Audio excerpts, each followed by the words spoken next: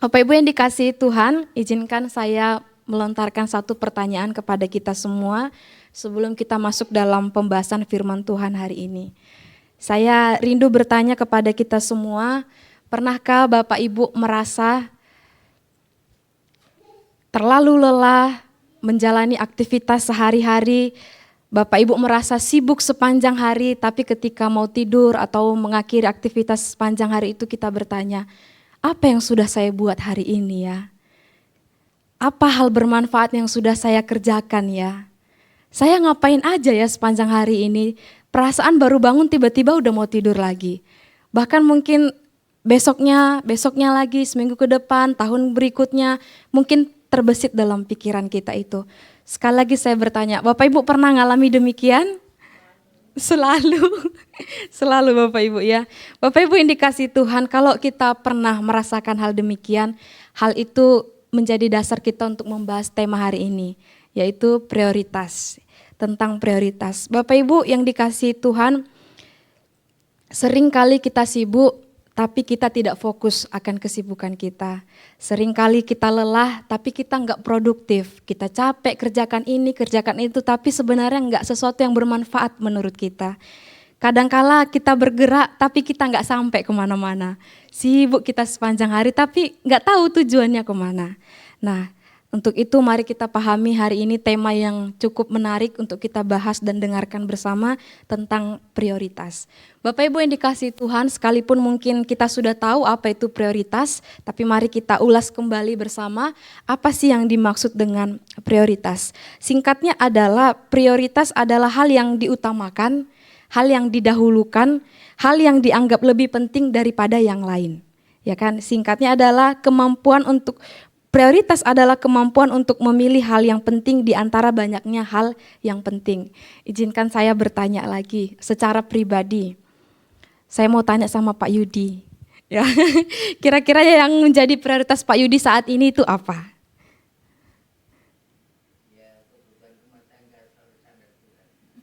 Kebutuhan rumah tangga, tapi di garis bawahi selalu sandar Tuhan. Saya mau tanya yang di sebelah saya, yang di sini. Ibu Sandra, kira-kira apa nih Bu yang jadi prioritas Ibu saat ini?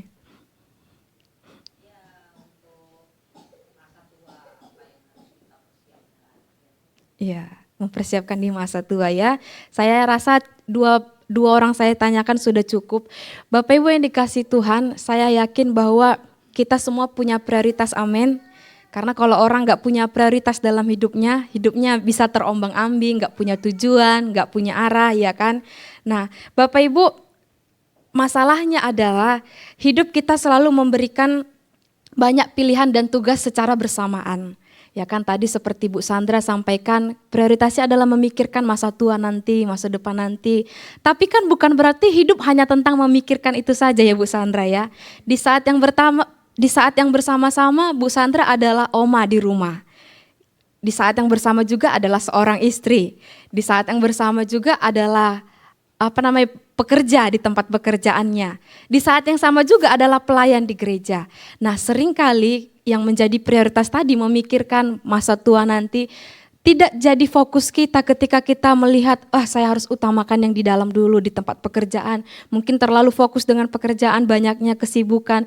Sehingga yang prioritas tadi itu kadang keskip, kelupaan gitu ya. Artinya fokusnya kurang sampai di sana. Atau mungkin seperti Pak Yudi tadi bilang, prioritasnya adalah kebutuhan rumah tangga. Di garis bawahi bersandar sama Tuhan. Ya, kita mikir kebutuhan sama Tuhan, tapi di saat yang bersama juga, di saat Pak Yudi bekerja, tiba-tiba ada jadwal pelayanan. Padahal di jam yang sama itu ada pekerjaan juga untuk kebutuhan ya kan.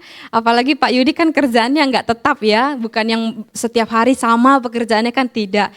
Kira-kira tetapkah jadi prioritas kalau misalkan tiba-tiba ada jam pelayanan, tapi di saat yang sama juga ada pekerjaan yang yang menuntut. Nah, tadi dibilang kan kebutuhan hidup, kebutuhan rumah tangga. Bapak Ibu yang dikasihi Tuhan, kita perlu bahas prioritas ini lebih dalam. Bukan hanya, saya punya prioritas sebagai mahasiswa, saat ini prioritas saya mahasiswa.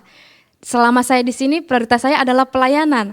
Tapi kan saya juga punya keluarga, punya adik, punya pasangan, saya pikirkan nanti bagaimana. Nah, kalau kita nggak tahu arti prioritas dan bagaimana cara mengelola prioritas itu, bisa-bisa kita streskan Bapak Ibu, mengatur semua kesibukan kita dalam waktu yang bersamaan tadi. Bapak Ibu yang dikasih Tuhan, kalau kita bahas prioritas, kita akan menyinggung 4 bagian ini. Kalaupun ada yang saya lupakan, mungkin Bapak Ibu bisa tangkap.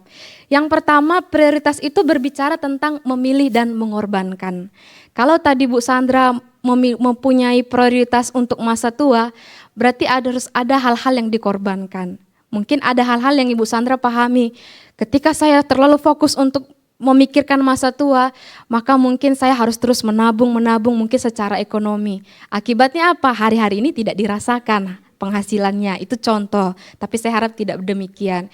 Kalau Pak Yudi misalkan punya prioritas dan sangat-sangat memprioritaskan pekerjaan, saya rasa juga bisa meninggalkan jam-jam pelayanan, jam-jam bersama keluarga, kalau itu prioritas.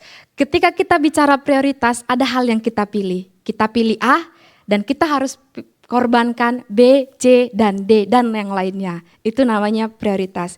Ini hal yang paling gak enak Bapak Ibu, harus ada yang kita pilih, harus ada yang kita korbankan. Karena gak bisa, semultitasking apapun manusia, kayak ibu-ibu kan, pagi hari dia bisa masak sambil nyuci piring, tapi juga dia punya usaha buka toko, tapi kan tetap ada hal-hal prioritas yang dia harus kerjakan dahulu, sehingga sehari itu bisa berjalan dengan baik. Selanjutnya kalau kita bahas prioritas Bapak Ibu, kita belajar tentang nilai dan tujuan. Prioritas seseorang menentukan bagaimana nilai-nilai hidupnya. Kalau misalkan saya punya prioritas pelayanan sama Tuhan, maka nilai-nilai hidup yang saya tunjukkan adalah saya rajin berdoa, perkataan saya selalu rohani, ya kan? Saya sering pelayanan, ya sebagai anak perempuan, anak muda, youth saya ikuti. Di luar dari hamba Tuhan ya Bapak Ibu, ibadah youth saya ikuti, ibadah wanita saya ikuti, persekutuan doa saya ikuti. Kalau nanti ada persekutuan lainnya saya ikuti, hari Minggu apalagi saya ikuti. Kalau misalkan itu menjadi prioritas saya. Tapi kalau orang prioritasnya mungkin olahraga misalkan, ya kan, dia pergi nge-gym, dia rajin jogging, makanannya pasti diatur dengan baik, proteinnya bagaimana, karbohidratnya bagaimana. Itu kalau prioritasnya kesehatan, ya kan, dia rajin olahraga. Nah, berarti kalau kita punya prioritas, maka nilai hidup kita itu akan terlihat dalam kehidupan kita, seperti Pak Yudi tadi ya. Tapi tadi kan digarisbawahi Bapak ya, bersandar pada Tuhan. Ya, selanjutnya bagian yang ketiga. Kalau misalkan kita memiliki prioritas, maka kita akan mengalokasikan waktu kita, tenaga kita, materi kita pada hal-hal yang itu saja. Kalau misalkan tadi saya punya prioritas pelayanan, waktu saya pasti harusnya lebih banyak di pelayanan. Ya kan? Kalau saya bilang prioritas saya pelayanan, tapi saya sibuk jalan-jalan setiap hari, pelayanan saya tinggalkan, berarti omong kosong, saya bilang prioritas saya pelayanan. Nah, selanjutnya kalau kita bicara prioritas, itu bicara tentang konsekuensi. Biasanya orang memprioritaskan sesuatu yang konsekuensinya paling berat. Misalkan satu pagi seorang ibu harus membereskan rumah, di saat yang bersamaan dia punya toko di rumahnya, tapi di saat yang bersamaan juga anaknya ada rapat di sekolah, orang tua harus hadir. Nah, kira-kira mana yang jadi prioritas Bapak Ibu? Ke sekolah, buka toko, atau beresin rumah? Sekolah pastinya ya. Seringkali seorang ibu itu begitu, ikut rapat sekolah aja dulu, nanti aja beresin rumah, nggak peduli kayak kapal pecah mau seperti apapun, nanti aja buka tokonya misalkan kan, agak siangan aja. Karena kalau saya nggak datang kasihan anak saya, pasti saya juga akan diingatkan sama gurunya. Itu bicara prioritas Bapak Ibu. Konsekuensi yang paling berat biasanya menjadi prioritas dalam kehidupan kita. Nah, pertanyaannya, kalau misalkan kita salah menentukan prioritas hidup kita, apa yang terjadi? Ya kan? Nah, ini ada hal-hal yang kalau kita salah prioritas. Yang pertama, kita stres, kita bisa banyak tekanan Bapak Ibu. Kalau seorang ayah misalkan prioritasnya adalah bekerja, kemana dia pergi urusan kerja, kemana dia pergi HP aja yang dia lihat, bekerja, pasti dia akan mengalami tekanan. Tekanannya dari siapa? Dari anaknya mungkin. Papa ini sibuk bekerja aja, belum lagi istrinya nanti ngomel-ngomel, kamu waktunya di meja makan itu makan, bukan urusi pekerjaan aja. Nah, kalau kita terlalu fokus pada prioritas itu, tapi kita tidak menimbang hal-hal yang lain, maka kita akan mengalami stres, hidup kita akan terasa penuh, tapi sesungguhnya kosong, gak ada arti dalam kehidupan kita kalau kita salah prioritas. Dan juga yang paling menyedihkan Bapak Ibu, kita bisa menyesal di kemudian hari. Kalau hari ini kita terlalu sibuk, mungkin fokus kita adalah diri kita sendiri, mempercantik diri sendiri, sampai-sampai kita lupa mungkin menabung untuk di masa depan, sampai-sampai mungkin kita lupa ada keluarga di samping kita yang harus kita dampingi. Kemudian hari kita akan menyesal karena salah prioritas. Nah, Bapak Ibu yang dikasihi Tuhan, saya punya satu ilustrasi, yaitu ilustrasi yang saya ambil dari sebuah profesor. Profesor ini menggunakan sebuah gelas. Nah, tapi saya rindu bukan hanya menyampaikan secara kayak gini saja, tapi kita langsung praktek. Kira-kira ada yang bersedia untuk membantu saya, satu orang saja? Chris mungkin boleh, Chris. Boleh bantu Kak Dea, bersedia ke depan?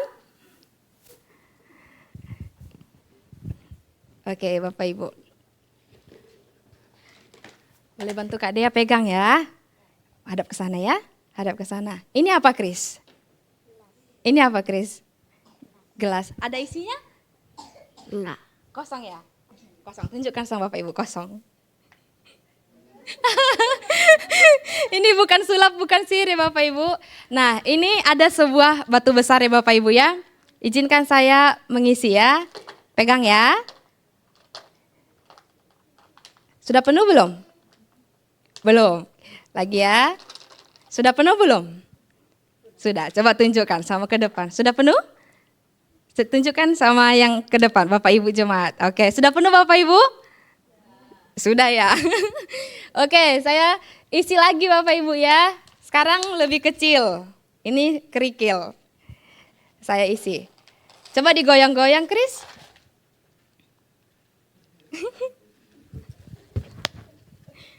Bisa? Kak Dea bantu ya. Lagi goyang lagi. Oke, sudah penuh Bapak Ibu? Tambah penuh, berarti tadi bilangnya penuh belum penuh sebenarnya ya. Oke, kita tambah lagi. Satu lagi, saya tambah lagi Bapak Ibu. Sudah penuh belum? Sudah. Sudah. Ayo digoyang lagi. Oke, Kak Dea isi lagi ya. Sudah penuh?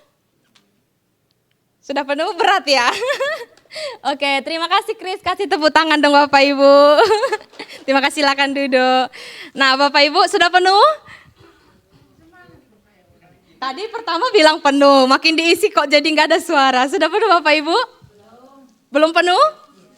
Nah, pertama tadi kita isi batu besar, ternyata itu kita rasa sudah penuh. Kemudian kita isi lagi kerikil, kita bilang juga tambah penuh. Ditambah lagi pasir, makin penuh ya Bapak Ibu ya, makin berisi. Bapak Ibu yang dikasihi Tuhan, saya mau sampaikan dari profesor itu bilang begini. Tadi gelas itu kosong, ya kan? Kemudian kita mengisi hidup kita tadi batu besar, kemudian kerikil, kemudian pasir. Batu besar itu Bapak Ibu diumpamakan adalah prioritas terpenting dalam hidup kita. Kita isi batu dulu ya kan, tapi ternyata itu enggak bikin hidup kita benar-benar penuh. Masih ada ruang-ruang yang bisa diisi. Kemudian tadi kita isi kerikil, ya kan? Kita isi kerikil. Nah, ternyata masih ada ruang lagi yang bisa diisi, yaitu pasir. Sampailah ini terlihat lebih penuh daripada yang pertama tadi. Bapak Ibu yang dikasihi Tuhan, kalau tadi saya isi yang penuh dulu, pasir dulu saya masukkan, kira-kira masih bisa enggak saya penuhkan ini ya pasir? Masih muat enggak kerikil sama batunya? Enggak lagi ya. Atau saya balik, kalau kerikil dulu saya penuhkan, masih muat enggak batu besar dan pasirnya? Enggak muat ya Bapak Ibu ya. Bapak Ibu yang dikasihi Tuhan, batu besar itu adalah prioritas dalam kehidupan kita yang paling utama. Terserah Bapak Ibu, apa prioritas paling utama? Ya kan? Saya mencatat di sini garis besar orang-orang yang sering bilang prioritas utama itu keluarga, kemudian pelayanan atau hubungan dengan Tuhan, kemudian kesehatan. Nah, itu paling penting, yang paling besar. Kemudian ada kerikil tadi kita umpamakan, tambahan dalam hidup kita. Nggak cukup hanya punya keluarga, punya pelayanan sama Tuhan, kita harus bekerja. Kita punya pekerjaan, kita punya hobi. Kalau misalkan hidup nggak ada hobi kita yang kita jalankan, pasti terasa garing kan Bapak Ibu. Hidup rasanya biasa-biasa saja. Kemudian kita rekreasi untuk mengisi hari-hari kosong kita. Ada kewajiban-kewajiban sosial yang harus kita lakukan.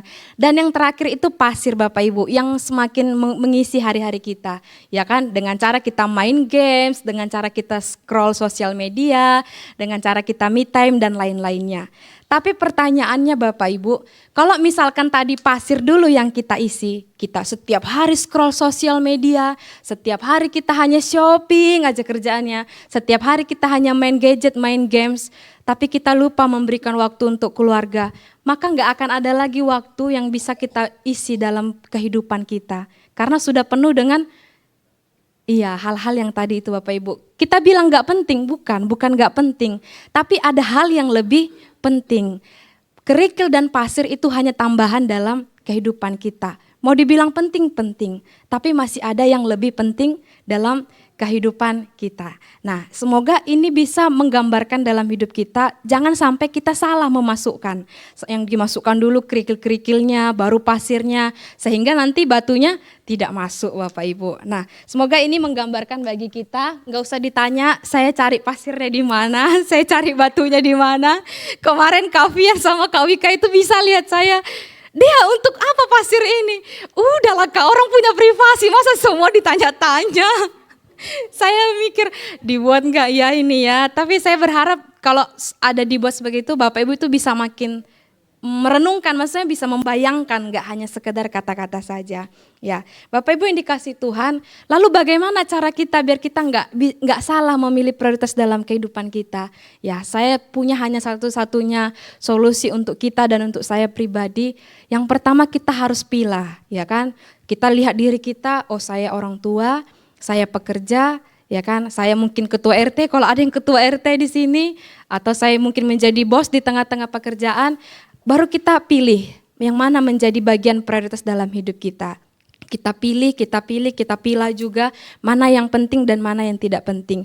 Jangan sampai terbalik ya Bapak Ibu, mana yang enggak terlalu penting dalam hidup kita, kita jadikan prioritas.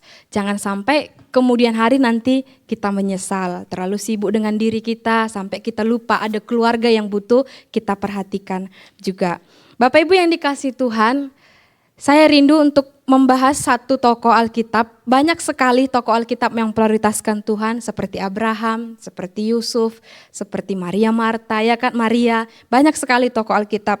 Tapi mari bersama-sama kita belajar dari satu tokoh hari ini, yaitu dari kisahnya Daniel. Mari kita buka Alkitab kita Bapak Ibu, dari Daniel 1, Daniel pasal 6, ayat 1 sampai 29. Daniel pasal 6 dari ayat 1, karena terlalu panjang kita baca sampai ayat 12 saja. Bapak Ibu sudah menemukan, amin? Kita baca berganti-gantian ya Bapak Ibu. Saya mulai. Darius orang Media menerima pemerintahan ketika ia berumur 62 tahun.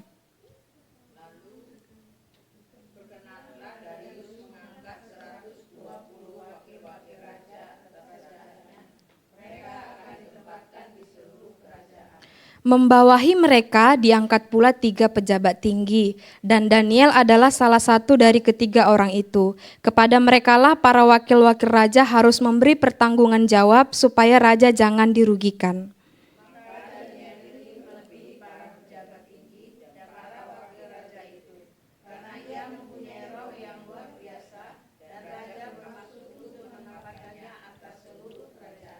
Kemudian para pejabat tinggi dan wakil raja itu mencari alasan dakwaan terhadap Daniel dalam hal pemerintahan. Tetapi mereka tidak mendapat alasan apapun atau suatu kesalahan sebab ia setia dan tidak didapati sesuatu kelalaian atau sesuatu kesalahan padanya.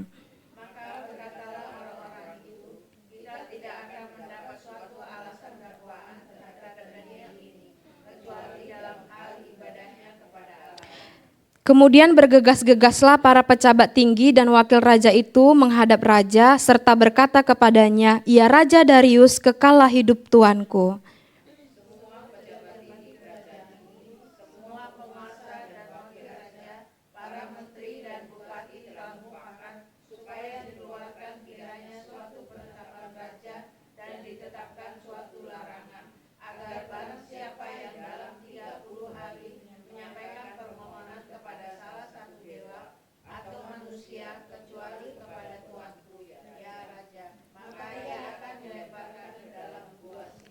Oleh sebab itu ya Raja, keluarkanlah larangan itu dan buatlah suatu perintah yang tidak dapat diubah menurut undang-undang orang Media dan Persia yang tidak dapat dicabut kembali.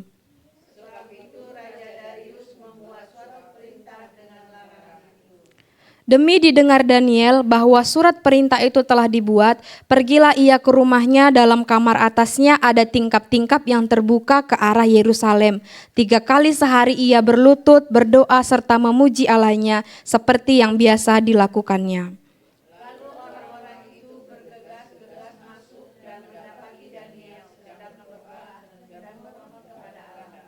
Ya, amin untuk kebenaran firman Tuhan. Sampai di situ saja, Bapak Ibu yang dikasih Tuhan, kita tahu bersama ya kelanjutannya dari kisah Daniel ini, akhirnya dia dimasukkan ke gua singa. Anak sekolah minggu masih ingat ya ceritanya? Masih? Chris masih ingat? Masih. Ya, Bapak Ibu yang dikasih Tuhan, saya ulas kembali ya cerita Daniel ini. Jadi tadi kita sudah dengar Daniel ini bekerja di sebuah kerajaan, ya kan? Di antara dari Raja Darius ada 120 wakil raja. Nah, membawahi 120 orang ini dipilihlah 3 pejabat tinggi untuk mengatur 120 orang dan ke bawahnya lagi. Salah satu dari ketiga itu disebutkan adalah Daniel. Nah, ternyata kalau kita baca di teks-teks selanjutnya, Raja Darius ini sangat sayang kepada si Daniel, Bapak Ibu. Karena kehidupannya itu baik dalam pemerintahan. Nah, sehingga dikatakan tadi raja bermaksud menaikkan posisinya. Dia rindu sehingga Daniel ini jadi penguasa di seluruh kerajaannya yang dibawa oleh raja. Bapak Ibu yang dikasih Tuhan, melihat itu teman-teman pekerja yang lainnya itu merasa iri, ya kan, merasa nggak suka. Kok bisa-bisanya dia lebih tinggi daripada kita. Nah, karena rasa iri dan dengki tadi itu kepada Daniel, mereka bergabung bersama, bermufakat, dikatakan tadi para menteri, wakil raja, bahkan bupati sudah mufakat merencanakan sebuah rencana untuk menjatuhkan, melengsarkan si Daniel. Tetapi ternyata dicari-cari kesalahannya, dicari-cari, tidak ditemukan satupun kesalahan, tidak ditemukan satupun kelalaian. Nah, tetapi mereka berpikir ada satu yang bisa kita jadikan masalah, yaitu tentang ibadahnya kepada Allahnya. Bapak Ibu yang dikasihi Tuhan, kadangkala kelebihan kita pun bisa menjadi celah buat orang menjatuhkan kita. Ya kan? Kita udah hidup baik, ternyata pun itu jadi celah buat orang untuk menjatuhkan kehidupan kita. Kita melihat di sini ketika mereka menghasut Raja Darius tadi, ya kan, mereka bilang, "Ya tuanku raja, kekallah hidupmu." Ya kan, caranya itu sangat baik Bapak Ibu. Dia puja dulu si Raja Darius. Setelah dia puja Raja Darius, dia sampaikan maunya. "Ya raja, buatlah suatu perintah." Berapa hari Bapak Ibu? 30 hari saja, hanya 1 bulan saja. Mereka enggak bilang buatlah peraturan untuk selama-lamanya, ya kan. Mereka siasatnya itu sangat pintar. 1 bulan aja pasti enggak ngaruh sebenarnya, ya kan. Enggak akan membuat Daniel harusnya tergoyah. Nah, Bapak Ibu yang dikasih Tuhan, apa isi perintahnya? Barang siapa yang memohon, menaikkan permohonan atau dalam tanda kutip berdoa kepada dewa lain ataupun kepada manusia lain, itu akan mendapatkan sanksi, dimasukkan ke dalam gua singa. Ya kan, yang bolehnya hanya kepada siapa? Kepada Raja Darius. Bapak Ibu yang dikasih Tuhan, saya mau tanya, kira-kira Daniel dengar enggak keputusan ini?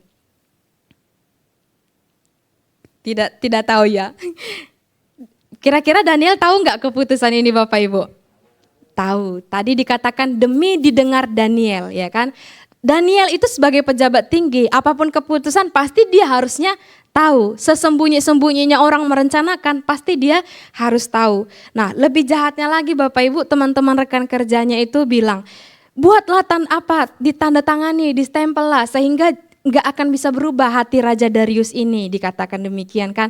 Buatlah tanda tangan, dikatakan tadi di dekrit itu kan Bapak Ibu. Tujuannya apa? Biar peraturan ini sah, tidak akan berubah sampai masa berlakunya selesai. Ternyata Raja Darius mungkin nggak mengerti awalnya maksud orang-orang ini, ditandatanganilah dan tersiarlah pengumuman ini, kabar ini. Nggak boleh ada seorang pun yang menyembah selain kepada Raja Darius. Ketika Daniel mendengar ini Bapak Ibu yang dikasih Tuhan, menariknya adalah dia dikatakan tadi Bapak Ibu, demi didengar Daniel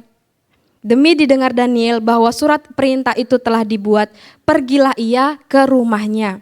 Dalam kamar atasnya ada tingkap-tingkap yang terbuka ke arah Yerusalem. 3 kali sehari ia berlutut, ia berdoa serta memuji Allahnya seperti yang biasa dilakukannya. Bapak Ibu yang dikasih Tuhan, ternyata Daniel enggak menjadi ragu berdoa sama Tuhan. Ternyata Daniel tetap konsisten datang sama Tuhan sekalipun dia sudah dengar kabar kalau akan dimasukkan ke gua singa barang siapa yang melanggar perintah raja ini. Bapak Ibu yang dikasih Tuhan, menurut saya sebenarnya dia bisa saja diam-diam pada saat itu kan. Dia tetap berdoa bisa, tapi dia terang-terangan Bapak Ibu. Dikatakan di situ dalam kamarnya ada tingkap-tingkap yang terbuka ke arah Yerusalem. Kalau kita bisa umpamakan, dia tinggal di soto rumahnya itu ya kan, ada ruangan khusus, ada jendela khusus, ya kan? Sehingga terbuka ke arah Yerusalem. Artinya orang pun bisa melihat dia. Nah, dalam bagian ini ketika Daniel benar-benar mengarahkan hatinya, memfokuskan hidupnya kepada Tuhan, menjadikan Tuhan prioritas dalam hidupnya. Kita melihat di sini bahwa dia memilih untuk mengorbankan jabatannya. Dia memilih tetap berelasi dengan Tuhan, bahkan dia mengorbankan jabatan dan nyawanya. Bapak Ibu yang dikasih Tuhan, kita melihat tadi orang-orang yang membuat peraturan itu, kelihatannya dia ini seperti memperhatikan Raja Darius. Oh Raja, kekalah hidupmu, biarlah orang menyembah kamu saja, jangan orang lain, jangan dewa lain. 1 bulan saja kita lihat kesetiaan rakyatmu, kita lihat kesetiaan pengikut-pengikutmu.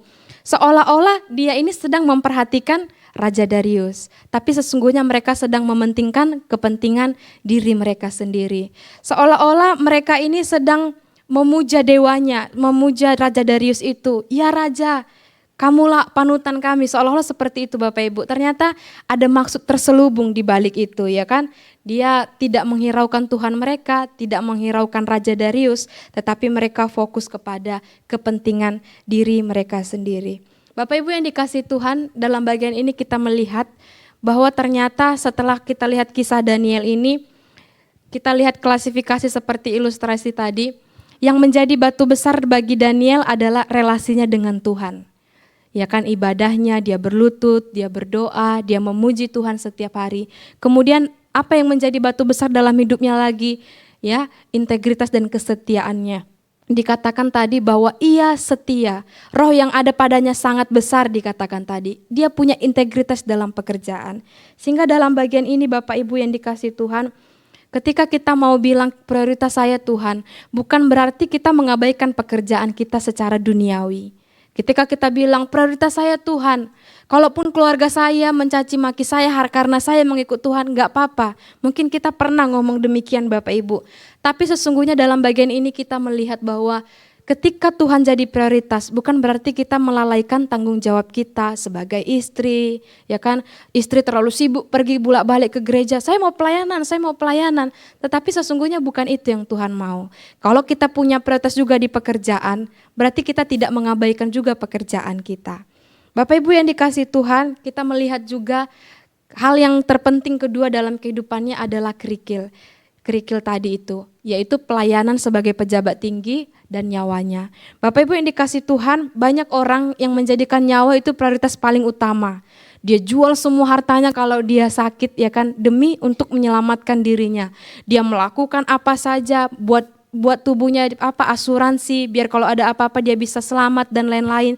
Nah, seringkali kalau kita sudah dihadapkan dengan nyawa kita gitu ya kan, sebosan-bosannya orang hidup, ketika mau dibunuh pun dia nggak mau ya kan, ketika dia bilang besok kamu mati juga nggak mau, karena begitu pentingnya nyawa dalam kehidupan seseorang. Tapi dalam bagian ini kita melihat Daniel menyayangkan nyawanya. Dia tidak menjadikan itu batu besar tadi hal yang utama, tapi menjadikan hanya sebuah kerikil. Kalaupun saya kehilangan nyawa saya karena Tuhan, itu tidak masalah bagi dia, Bapak Ibu. Dalam bagian ini mari kita belajar bahwa seringkali kita bilang prioritas saya adalah pekerjaan, prioritas saya ini dan itu. Tetapi sesungguhnya ketika kita diperhadapkan dengan sebuah keadaan itu, bisakah kita mempertanggungjawabkan itu? Bisa saja Bapak Ibu, Daniel setiap hari bilang prioritas saya Tuhan. Tapi pas surat sudah ditandatangani, hatinya ragu, bisa saja. Bisa saja dia berdoa diam-diam, Tuhan aku tetap berdoa kok sama Tuhan. Tapi diam-diam aja ya, jendela yang biasa kubuka kututup ya kali ini. Aku tetap berdoa kok, 1 bulan saja, ya kan? Bisa saja kita tawar-menawar. Tapi Bapak Ibu kita melihat bahwa Daniel tetap kokoh pada panggilannya. Bapak Ibu yang dikasihi Tuhan, prioritas tidak terlihat saat semuanya berjalan mulus.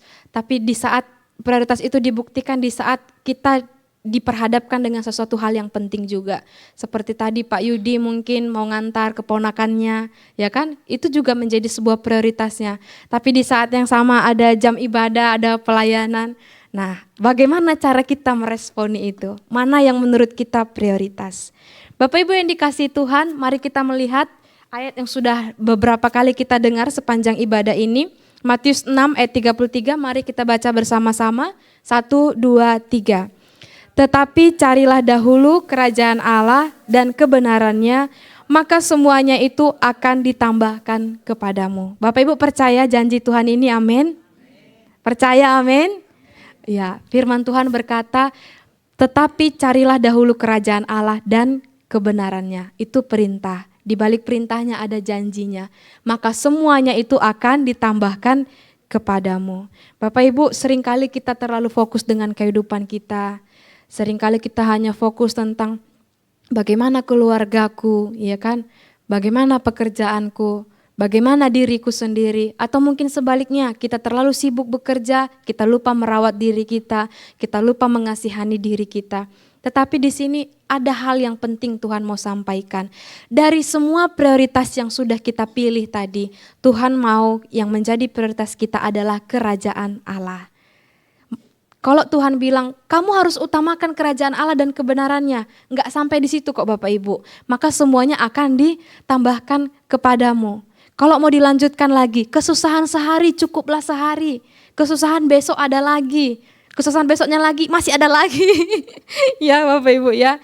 Ya, firman Tuhan itu mengajak kita prioritaskanlah sesuatu hal yang menurut kita penting hanya kasat mata. Tuhan bilang kerajaan Allah. Apa yang dimaksud kerajaan Allah dari kisah Daniel ini? Ya, Daniel memprioritaskan kerajaan Allah. Dia berlutut, dia berdoa, dia memuji Tuhan setiap hari. Enggak cukup sekali, dia lakukan 3 kali. Namanya kerja di kerajaan pasti sibuk Bapak Ibu. Apalagi pejabat tinggi ngurusin wakil-wakil raja yang 120 orang itu, ngurusi rakyat-rakyat pasti sibuk. Tapi dia memberi waktunya untuk Tuhan, berdoa, berlutut memuji Tuhan. Ini yang dimaksud mencari kerajaan Allah. Bapak Ibu, kalau Bapak Ibu bekerja bukan berarti kita nggak bisa memprioritaskan Tuhan. Ketika kita berkendara pun kita bisa berdoa kepada Tuhan. Ya tapi jangan tutup mata ya Bapak Ibu, nanti nabrak. Ya kita bisa memuji Tuhan. Seringkali kan kita bernyanyi kan, lagi nyuci piring pun kita bernyanyi. Pujikanlah pujian untuk Tuhan. Nah, carilah dahulu kerajaan Allah. Jangan kita sibuk, carilah dulu harta karun. Iya kan, jangan sampai Bapak Ibu, cari dulu kerajaan Allah. Bapak Ibu yang dikasih Tuhan, satu tokoh teolog berkata, doa akan membuat manusia berhenti dari dosa, atau dosa akan menggoda manusia untuk berhenti berdoa. Kita jangan terjemahkan secara lurus Bapak Ibu, kalau saya berdoa saya berhenti berdosa. Tidak selalu seperti itu, karena kenyataannya kadang lebih kuat dosa manusia ini daripada doa kita. Tetapi yang dimaksud di sini adalah ketika seseorang membangun doa di hadapan Tuhan, secara otomatis doa itu akan membuat kita terus menegur diri kita, kamu jangan buat dosa ini lagi, kamu jangan buat itu, nanti Tuhan marah, kamu jangan buat begitu, nanti orang tuamu sedih, kamu jangan begitu, kasihan sesamamu, kamu kalau ngomong terlalu pedas sama dia, pikirkan perasaan dia, ya. Itu kalau kita membangun doa di dalam Tuhan. Roh Kudus itu akan bekerja dalam hidup kita, membuat kita berhenti berdosa. Jangan sampai jatuh ke dalam kesalahan yang sama. Tetapi sebaliknya Bapak Ibu, kalau dosa juga bisa menggoda manusia untuk berhenti berdoa. Kalau kita hidup di dalam dosa terus-menerus, itu akan membuat kita jauh daripada Tuhan, relasi kita akan terputus dari Tuhan, bahkan kita malas berdoa. Bapak Ibu pernah malas berdoa? Jujur Bapak Ibu? Jujur saja Bapak Ibu, kadang-kadang mungkin kita udah terlalu capek, langsung baringkan badan, aduh Tuhan udahlah kamu ngerti hari ini aku ngapain aja Tuhan, terima kasih, selesai. Syukur-syukur kalau masih ingat gitu Bapak Ibu. Kadang-kadang udahlah Tuhan aku capek, ternyata ketiduran, ya kan. Saya manusia, secara manusia juga mengalami itu Bapak Ibu. 1-2 waktu saya lupa. Kadang kalau udah ketiduran, Tuhan bangunkan, ayo berdoa dulu. Sesingkat-singkatnya pun setidaknya ingat mengucap syukur kepada Tuhan. Mari Bapak Ibu kita seperti Daniel belajar untuk terus membangun doa di hadapan Tuhan. Sesibuk-sibuk apapun pekerjaan kita, sesibuk-sibuk dan sepadat apapun aktivitas kita. Dan selanjutnya dan mencari kebenarannya. Kebenaran yang dimaksud Bapak Ibu tidak melulu kita harus baca firman Tuhan di mana-mana, tidak. Tetapi yang dimaksud kebenarannya di sini artinya adalah mencari karakter Kristus, melakukan karakter Kristus. Karakter Kristus salah satunya ialah kasih. Selanjutnya dia adil, dia setia. Nah, Tuhan mau bukan hanya kita punya relasi, pergi ke gereja, berdoa sama dia, berlutut sama dia, memuji dia, tapi karakter kita enggak kita tunjukkan seperti dia. Tuhan tidak mau seperti itu. Dihubungkan tadi kan kata dan kebenarannya. Artinya semua berdiri masing-masing, kerajaannya beda maksudnya, kebenaran beda maksudnya, tapi dihubungkan kata dan artinya tidak boleh terpisahkan, ya kan? Tidak boleh terpisahkan. Nah, ketika kita sudah berdoa sama Tuhan, sudah beribadah sama Tuhan, bersekutu sama Tuhan, Tuhan juga mau kita mencari kebenarannya. Kita lihat Daniel bagaimana dia mencari kebenaran Tuhan. Di ayat yang merah saya buat itu dikatakan, sebab ia setia dan tidak ada didapati sesuatu kelalaian atau suatu kesalahan padanya. Bapak Ibu, kesalahan ini bukan hanya soal pekerjaan, tapi soal karakter. Kalau dia misalkan punya karakter yang bisa disalahkan, saya yakin orang-orang yang lain tadi itu yang irik dengan dia itu bisa menjatuhkan dia. Tapi dikatakan bahwa dia tidak punya kesalahan apapun. Dalam bagian ini Tuhan ingin kita agar kiranya punya hubungan yang vertikal dengan Tuhan dan juga horizontal dengan manusia. Terbalik Bapak Ibu, tidak ada yang simak ternyata. Horizontal ini itu dengan Tuhan, ya kan, vertikal dengan sesama manusia. Nah, Tuhan Yesus itu mau kita bukan hanya dekat kepada dia, berdoa kepada dia, ya kan, setiap hari berdoa sama Tuhan, rohani kalau kita berdoa, tapi kehidupan sehari-hari itu tidak kita tunjukkan. Ya, Tuhan mau sebagaimana Daniel hidup ini tadi, dia benar-benar berdoa, bangun relasi, tapi di sisi yang lain juga dia menunjukkan karakter yang seperti Kristus dalam pekerjaannya, sehingga dia boleh jadi teladan. Bapak Ibu yang dikasih Tuhan, selanjutnya dikatakan semuanya akan ditambahkan. Ini janji yang Tuhan berikan kepada kita juga. Di ayat terakhir dalam pasal 6 dikatakan, dan Daniel ini mempunyai kedudukan tinggi pada zaman pemerintahan Darius dan pada zaman pemerintahan Kores. Sebelum sampai di ayat ini dikatakan tadi akhirnya si Daniel selamat, ya kan, dimasukkan ke gua singa. Bapak Ibu, ada hal yang menarik, Raja Darius ini sekalipun dia sudah tanda tangani, terus sudah dihasut, kamu gak boleh ganti lagi. Karena apa? Dia sangat sedih pada waktu itu. Raja Darius sedih sekali hatinya, sampai dia berpuasa, tidak ada penghibur-penghibur, dia undang untuk menghibur hatinya, karena tidak bisa dihibur kata firman Tuhan. Ya kan? Dia sangat sayang, tetapi ternyata sedekat apapun kita dengan orang, ya kan, dia belum tentu bisa membantu kita Bapak Ibu. Seperti Raja Darius ini, dia raja tapi dia gak bisa bantu Daniel. Karena apa? Sudah ditandatangani. Artinya menurut raja prioritasnya adalah pekerjaan dia tadi, jabatan dia. Saya seorang raja, gak mungkin saya main ubah-ubah aja gitu kan Bapak Ibu. Sampai pagi hari, ketika dia bangun pagi hari, dia langsung tanya sama si Daniel. Daniel, apakah Allah yang kau sembah itu menyelamatkan engkau? Kata dia begitu Bapak Ibu. Ternyata si Daniel menyahut, ya Tuhan, Allahku mengirimkan malaikatnya mengatupkan mulut singa-singa ini, sehingga singa-singa ini tidak memakan aku. Artinya Bapak Ibu yang dikasih Tuhan, kita melihat Ketika dia mencari kerajaan Allah, dia mencari kebenaran Allah, di sana dikatakan semua ditambahkan kepada dia. Yang pertama, nyawanya diselamatkan Bapak Ibu. Itu sesuatu hal yang paling menunjukkan. Di mana ada singa yang bisa menahan dirinya, ya kan, nggak lihat ada mangsa di depan. Kemudian apa yang Tuhan tambahkan, jabatan dipulihkan. Bukan hanya dipulihkan, dikatakan tadi pemerintahan Darius dan juga pemerintahan Kores. Artinya berapa dekade dia menjabat. Tuhan tambahkan. Dan yang paling penting di sana dikatakan bahwa Tuhan dipermuliakan. Setelah kejadian ini Raja Darius bilang semua orang harus menyembah Allahnya Daniel. Termasuk dirinya sendiri mungkin Bapak Ibu. Dalam bagian ini Tuhan mau kita terlibat dalam panggilan misi itu Bapak Ibu. Mari kita membangun relasi kepada Tuhan, carilah kerajaan Tuhan, carilah kebenarannya. Tuhan berjanji apa yang paling kita khawatirkan dalam hidup ini, Tuhan pasti urus kok Bapak Ibu. Kalau Tuhan sudah utus kita untuk jadi berkat bagi dunia ini, segala sesuatu yang kita butuhkan Tuhan pasti urus dalam kehidupan kita. Bapak Ibu percaya? Amin. Ya Bapak Ibu yang dikasih Tuhan. Matius 16 ayat 25 berkata, barang siapa menyayangkan nyawanya, ia akan kehilangan nyawanya. Tetapi barang siapa kehilangan nyawanya karena aku, ia akan memperolehnya. Daniel memegang janji Tuhan ini bahwa ketika dia memberikan nyawanya untuk Tuhan, seperti teman-temannya Sadrak, Mesak, Abednego, Tuhan menolong dia. Maka Tuhan akan menyelamatkan nyawanya. Kalimat penutup dari saya Bapak Ibu, jika Tuhan jadi prioritas maka hidup akan berkualitas. Bapak Ibu meyakini kalimat ini? Berkualitas bukan berarti hidup gak punya masalah Bapak Ibu, tetapi hidup kita akan bermakna. Kalau kita punya prioritas yang jelas, kita punya prioritaskan Tuhan dalam hidup kita ini bisa berdampak buat orang. Buah dari kehidupan kita ini bisa dinikmati oleh orang lain seperti yang dilakukan Daniel Bapak Ibu. Bapak Ibu yang dikasihi Tuhan, saya memberikan satu video terakhir penutup untuk kita. Durasinya tidak lama, hanya 1 menit. Mari kita lihat bersama.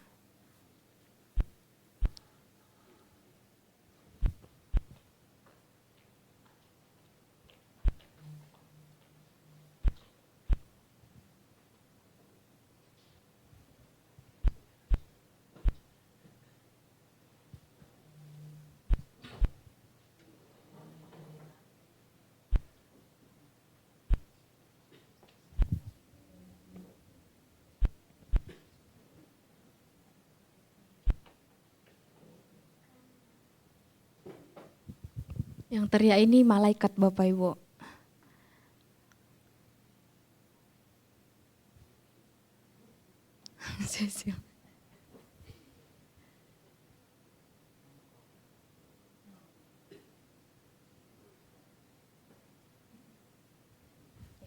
Cuman sepenggal itu aja videonya. Bapak Ibu bisa nangkap maksud dibalik itu ya. Ya, jadi ada orang terlalu sibuk bekerja, Tuhan ngomong, ayo kamu apa yang kamu alami hari ini, nanti Tuhan, iya nanti aku baca Alkitab kok katanya kan. Ayo datanglah cerita sama aku apa yang kamu rasakan, tunggu Tuhan ini kerjaan sudah deadline ini malam ini nih, harus selesai hari ini juga. Ya kan, sampai akhirnya ada seorang malaikat berteriak, Yesus katanya, tolong yang bagian ini. Ternyata Tuhan gak rekeni Bapak Ibu, gak diurusin yang malaikat bilang. Ternyata lihat, Tuhan lagi memprioritaskan anak itu katanya. Jadi bahkan urusan-urusan yang lain tidak diperhatikan. Dalam bagian ini apa yang mau Tuhan sampaikan bagi kita, mari Bapak Ibu kita prioritaskan Tuhan. Lihatlah bagaimana Tuhan sering kali memprioritaskan kita, memperdulikan hidup kita, tapi kita sering lupa kalau Tuhan lagi panggil kita.